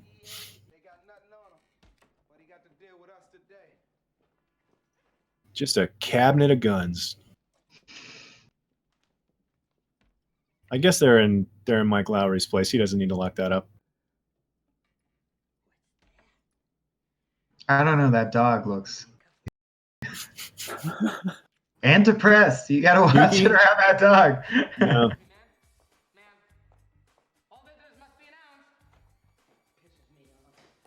See, this is the pinnacle of this movie's Marcus trying to cover his ass bit coming up here when his wife shows up.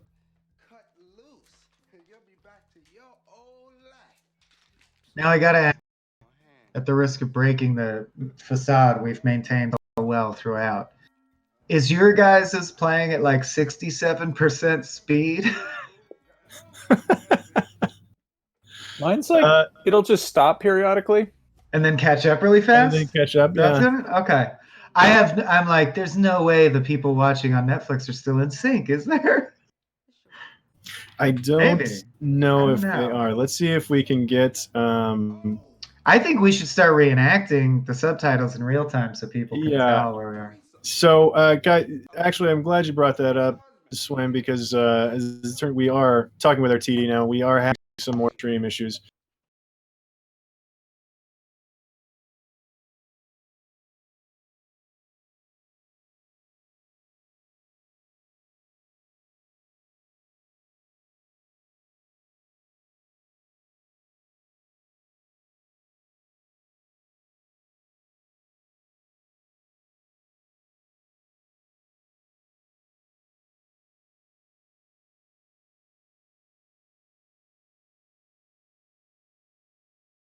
Oh shit, he's here. Shut up.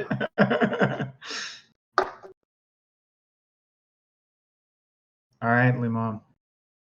Third time's a charm.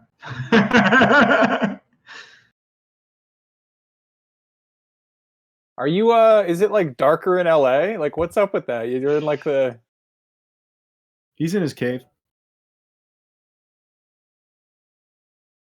Oh, boy. man.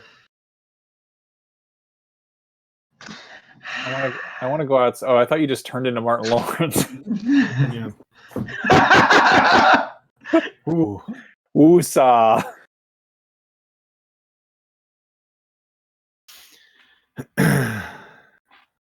Nick, yeah, Nick's giving you. Okay. We're still. We're actually still on. Apparently, listen. If we're still on, thank you. Oh, did they hear me? To everybody who is stuck around. If anybody's out there still sticking this out, we are going to give it one more good college try to finish this movie. We got Do I 27 need- minutes left. Do I need to have gone to college to? No, Okay. you just need to have heard that phrase before. Boom. I did just now. Nick, We're good to go.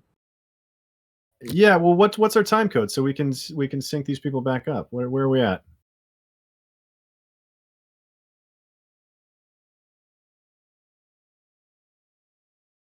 Milliseconds. Wow, that's specific. So 1 hour 32 minutes. Okay, great. If you can sneak the millisecond, that's fine. But hour 32. We've got Martin Lawrence taking a deep, calming breath, perhaps on screen right now. What he should be doing this. Yeah, great, perfect. He looks Okay, like he's so now, whistling. so now that if we're there, let's play in 3, 2, 1, go. I agree with Adam Schlake in chat, who says we should probably just start over. from the top. Try the whole thing again. I don't know that we'd be able to make the same points in exactly the same places That's as we true. did before. It would be a very different situation. A lot of people don't know this, but streaming Bad Boys is actually a roguelike, and you must start fresh from the beginning every time. This you is- die. Yeah, right. It's procedurally generated. It has numerous different endings. It never ends the same It's way. never the same. Bork Grom in chat says, "Does anyone have any jokes?" Oh no, No. none whatsoever. I had one earlier. Now's not the time. No. It's gone.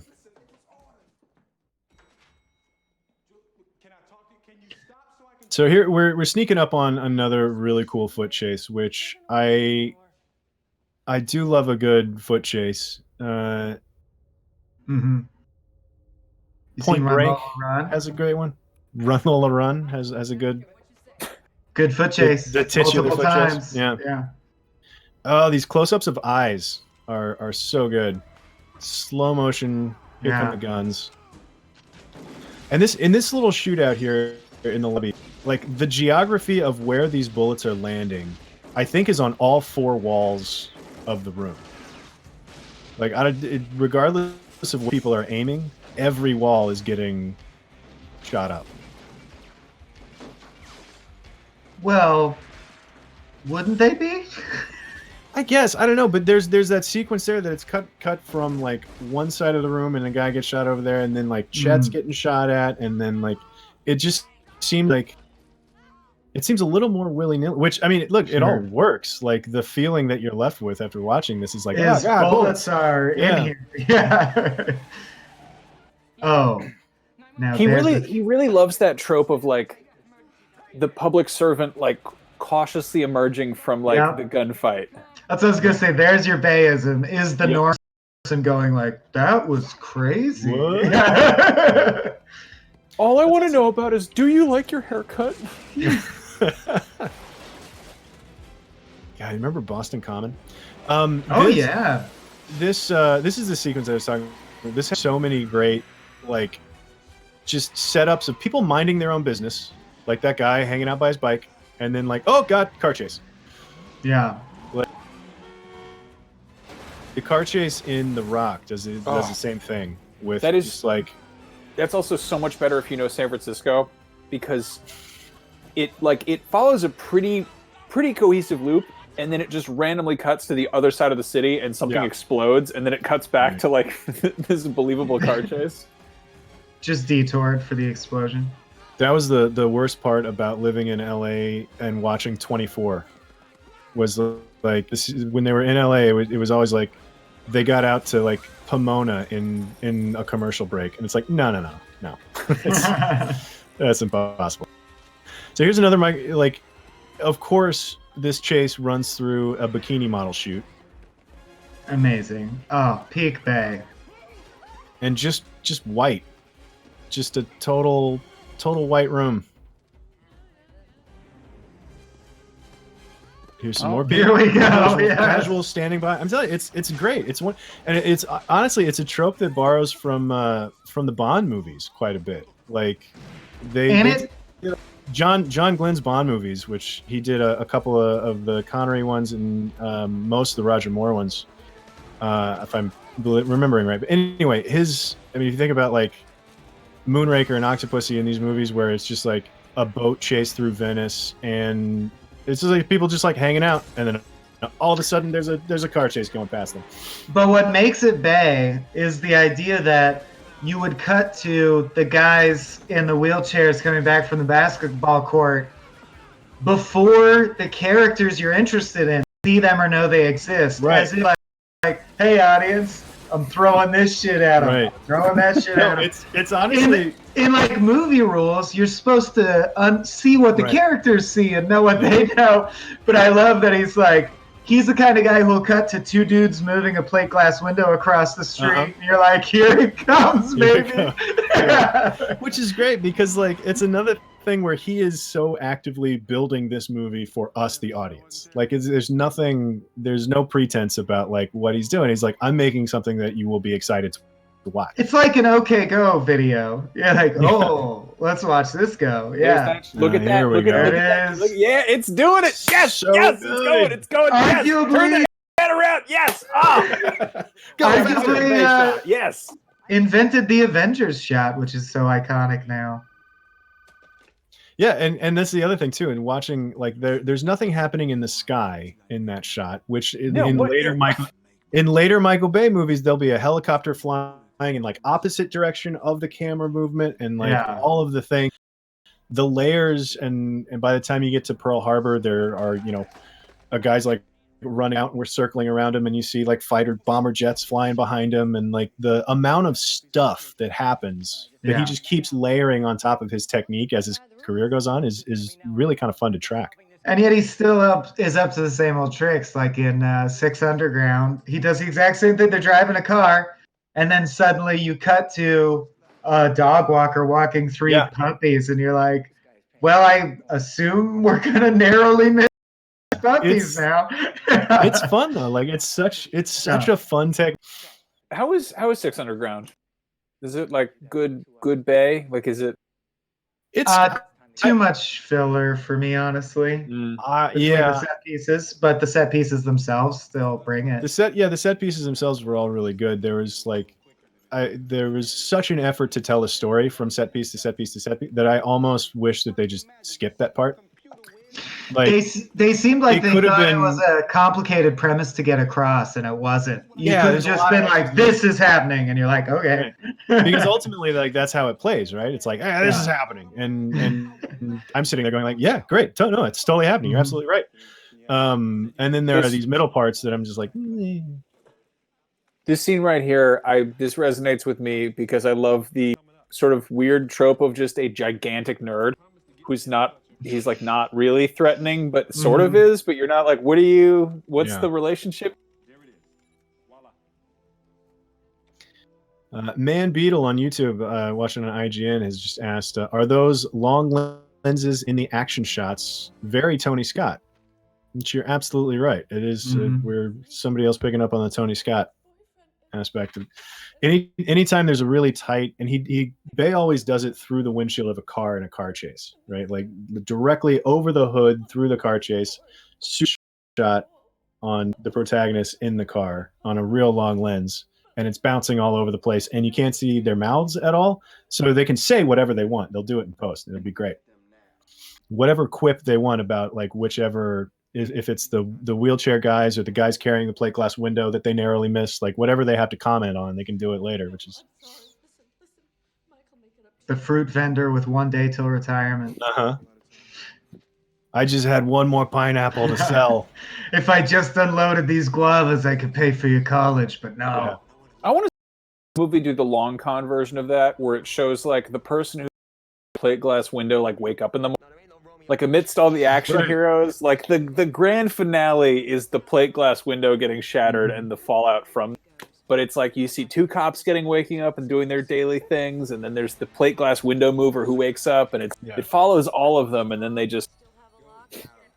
You see him like laboriously polish the glass, and so it's like you always treat the project so personally. It's just blowing glass, and he's like, "Yes, but it reminds me of my daughter who I've lost touch with. This piece of glass." I want like a plate glass window shattering scene. It handles it the way that Mindhunter handles the BTK killer. Yep. Like, give me that long setup. And then also making a costume drama. Speaking of costumes, I have the shirt Martin Lawrence is wearing. It makes me feel cool. I have a shirt from 1995. Do you think that was held over from the wardrobe that they were going to use when John Lovitz was going to play that character? I would have loved seeing John Lovitz wearing Dana Carvey's clothes. Now that was another beat that just happened where they go up and these guys, these other detectives that they've been rivals with the whole movie, like the great buddy cop action movie trope of like, hey, we're gonna go face down almost certain death. You guys in? They're like, yeah, sure. Just like super casual about like, oh yeah, no, totally.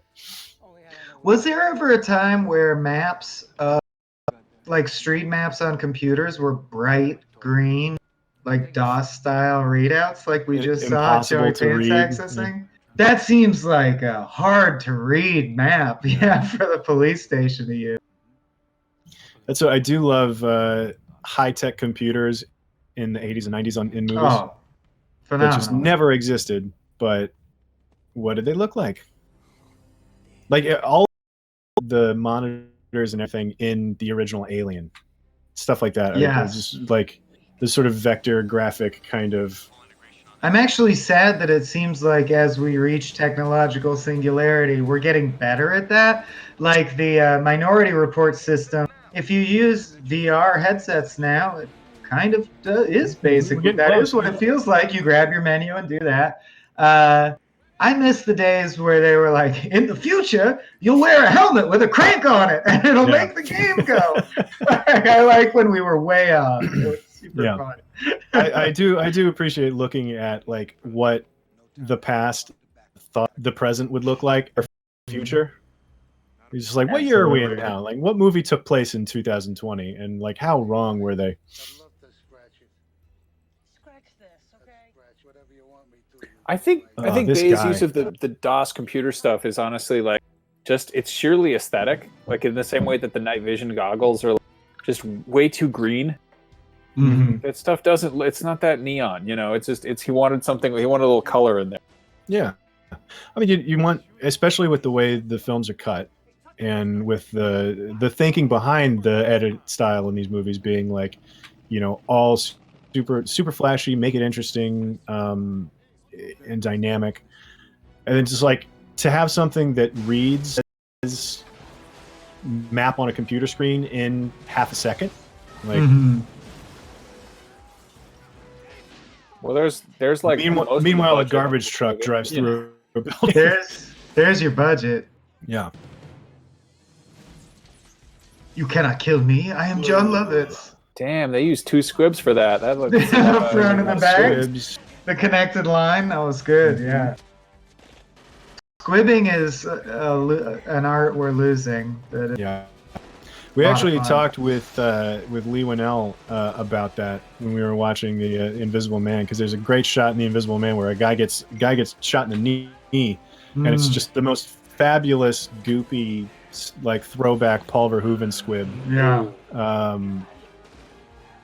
But yeah, I mean the digital stuff, like you can tell, and it's no good. Yeah, I'll be fine. I'm not like a purist or snob. I'll be fine when you can't tell the difference. I don't have a romantic attachment, but you can tell still. Even in the like John Wicks, I can. Yeah. Well, I mean, like mostly it's weirdly a nostalgia thing, right? Because like I grew up in the 80s and 90s watching all of these movies that were all practical action effects. Where And there so, was like, always seeing- a propane tank when you needed one. And why are you taking cover behind it? That's true. No Trevelyan.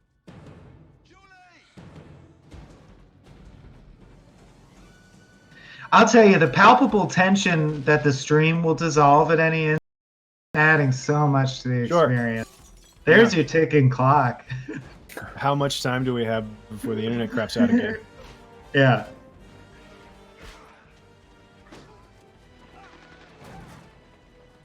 It's not tonight that FF7 Remake is available, right? It's tomorrow night. Oh, what's tying everything up? Yeah.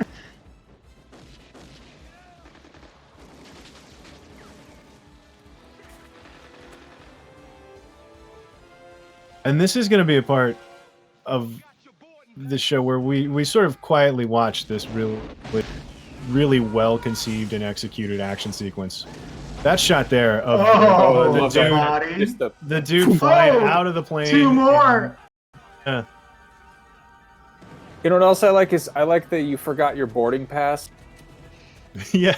because like that's like a no ticket, but like I don't know, maybe that was improvised. I don't.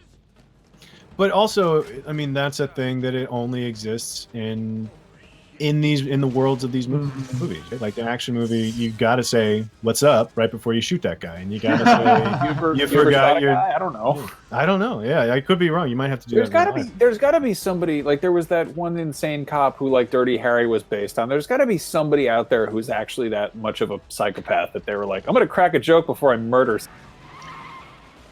Imagine, you'd think so. Imagine you're really worried for your life and about to take a human life, and your brain stops to think, what should I say, though? What should I say? You know, gotta be good. If you can't laugh at it, you know, you're really in trouble. Yeah. Although I will say, like, in that regard, in the one-liners in action movies topic, Last Action Hero was, I think, so far ahead of its time. Like, it was making fun of the movies that we were still into, and so like Schwarzenegger walking up and saying like, "Are you a farmer? Here's a couple of acres," and then kicks a guy in the nuts. Like, that's it's so perfect, and it's good for what it is, and but it's also like that's a thing that shouldn't exist ever. It should only exist in these weird in these weird movies, but it's part of the deal. It's part of the thing that we accept with like these bonkers action movies. Shh, everything's blowing up. Yeah, I'm sorry. I'll stop talking. No. Agreed. No, I'm with you. That's awesome, though. The abandoned fireworks factory. There is 10 of the 20 million. Yeah. I'm fine. Just had a little run-in with your friend Jim Brown over here, but I'm fine. Apparently, this is a factoid that has been thrown at me. Téa Leoni was accidentally knocked out by Martin Lawrence's stunt double at some point. Was what? Knocked out? Yeah, she got knocked unconscious by Martin Lawrence's stunt double. I don't know if it was during that scene. It was the AK-47 under the jaw that got her. I don't know if we've gotten there yet. I don't know. Yeah, that happens more than you think. We talked about in our 9 Facts and a Lie about Terminator 2. Arnold knocked John Connor out on the motorcycle in the LA freeway, spinning the shotgun over and over. Keep clipping him in the head. Yeah. Oof. And then the other one I know is Princess Bride. Christopher Guest, the man with 6 fingers, when he knocks Carrie Ellis out with the hilt of his sword, he really knocked Carrie Ellis out. In the shot that's used in the cut. You're watching Carrie Ellis get knocked out. Yeah.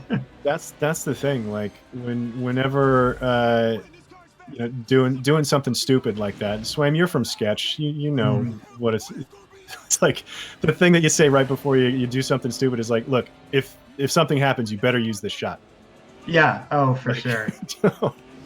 My knees are ruined because of a couple sketches. Like, I remember what I did that ruined them. Oof. Oh, how are they going to get out of this one? Oh, they don't. That's a twist. Well, yeah. No, I mean, like, I was like, how will the spinning car? But it doesn't. It slams into the wall. Yeah. That was a cool car. Yeah, that was great. That bad guy just wrecked. That's also like a really fake cool car that they wrecked. That's a really economical way to like have a big budget explosion scene and a big budget chase scene without, like, they just did it in an airport. Like, it's just all tarmac shots. Barely have to shut anything down. Two cars just driving real fast next to each other. That man would be fluid at this point. Yeah, he's a sturdy bad guy. Oh, is it the Fargo ending? Gonna shoot him in the back? Spoilers for Fargo. Wow. Is Téa Leoni like whispering bloodthirsty thoughts into his ear at this point? He is worth killing. Kill the shit out of him. Yeah, man. Wait till he's right on the middle of the X, then shoot him. That'll look the best. Man, if you just cut in to this sequence with this score, you would think that this poor man who got shot in the knee is like a hero tragically losing there. There we've finally got our helicopter flying at sundown shot. You think like one guy couldn't find the keys to his car and he's like, screw it, I'll just take the helicopter with the rest of these guys. Right. Well, it was amazing earlier that they had that bridge scene where one of the issues was, a news camera's here in a helicopter. And thinking about budget conservancy on shoots like this, today that would have been an extra pulls out their cell phone I love that in this day Yeah. and age, they're like, how can we believably have them get caught on camera? A fucking whole helicopter comes. A whole Oh, man. helicopter. Yeah. That's a good point. It's we talk about how cell phones break a lot of cinematic stuff, but No. that they also allow a lot of like weird leeway like that, like Yeah. plot device. Oh yeah, people holding up their cell phone camera is now embedded in filmic grammar Yeah. and will be for a bit. Ooh, the halo. Did you see that? The Jesus effect around Will Smith's head. And here comes a Oh. full-barrel Derringer. No! Now who's laughing? I remember this shot really well, probably because they show it 18 times. Uh-huh.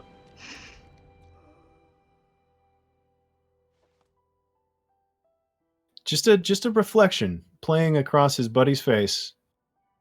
Turn and shoot. He's good at his job. Tay Leone adjusts an earring and he's like, whoa! Oh, close. Yeah. That was very. Yeah, really she was looking at screwed her up. watch. Yeah.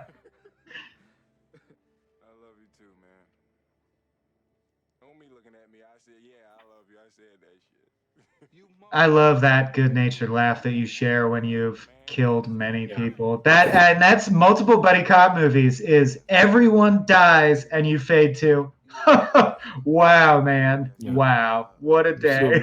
And in this case, it's literally what's next. Like, what are we doing now? Like, let's go. You guys hanging out later? What do you want to do? Game night?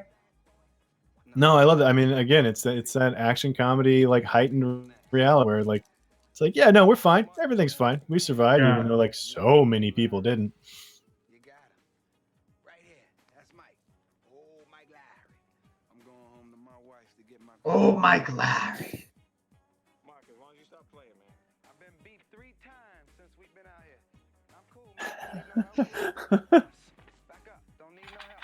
I don't know why you going home to your wife. You got shot in your leg. Your dick probably don't even work. Yep. That's being married, guys. That's a Will Smith ad lib. I'm getting another factoid thrown at me here. According to Michael Bay on the DVD commentary, he actually had a fight with Will Smith over the ending.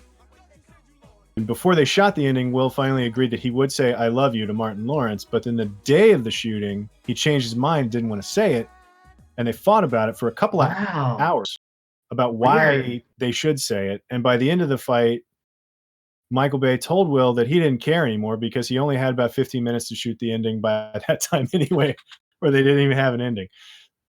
And then he said it. And then he said it. Yeah. In the senior shot, Will says, "I love you."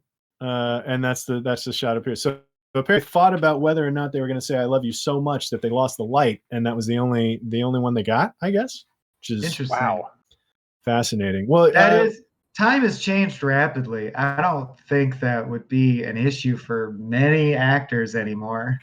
You want me to say "I love you" to the other guy in the movie? I guess it was a character thing. He's like, no, Mike Lowry doesn't say "I love you" to literally anybody, even his best friend, who's, you know. That argument I could see if he's dug in on that had to view have of the been one. character. Yeah. Well, Swain, what did you think, man? This is your first time seeing it, kind of.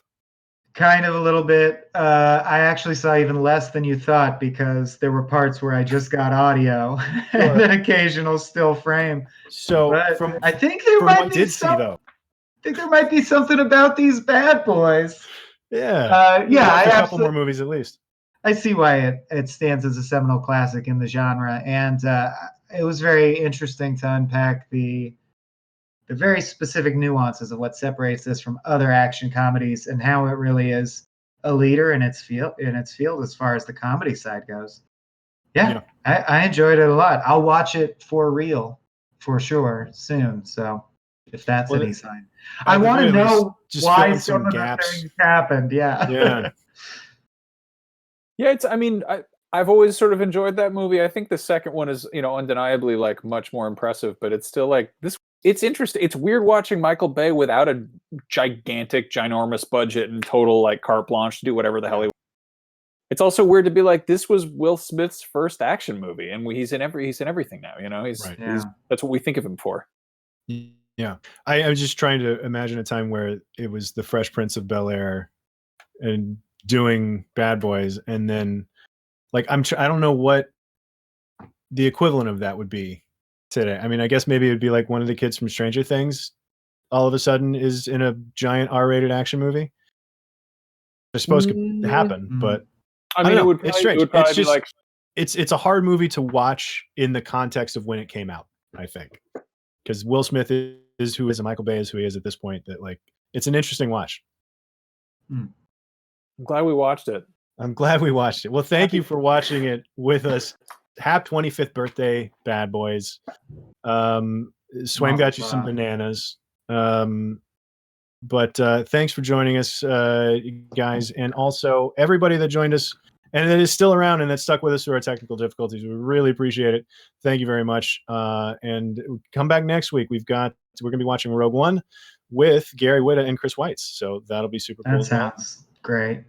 And in the meantime, go watch Bad Boys again. Look, Watch Bad Boys too. Martin Lawrence Bananas dressed as Will Smith Bananas. It all works out. You took it to kind of a Silence of the Lambs place there. Yeah, I guess it's a scam. Sorry about that. All right, we'll see you next time, guys. Thank you very much.